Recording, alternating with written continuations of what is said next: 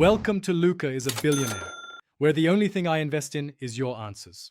You start by confirming the exact install folder for FIFA 14 and making a backup of core/activation. DLL, this preserves a restore point. Next, run the launcher once as administrator to let Windows register any missing dependencies, because permission issues often block replacements. Once done, pause your antivirus and cloud sync to prevent automatic quarantine or file overwrite. This combination of backup, permission check, and disabling interfering software prevents data loss and ensures the file you replace will stay active. You now replace and register the DLL to restore functionality.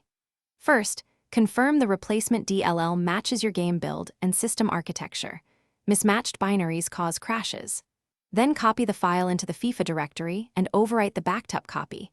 Use an elevated file explorer or command prompt to avoid permission errors.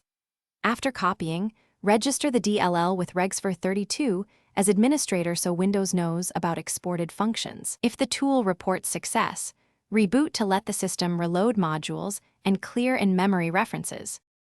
You finish by verifying the fix and handling failures.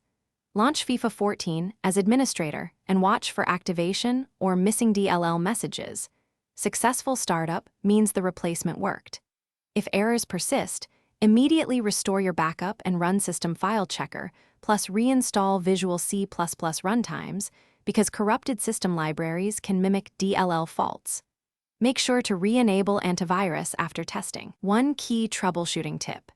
Inspect Antivirus Quarantine and Windows Event Viewer for explicit blocks.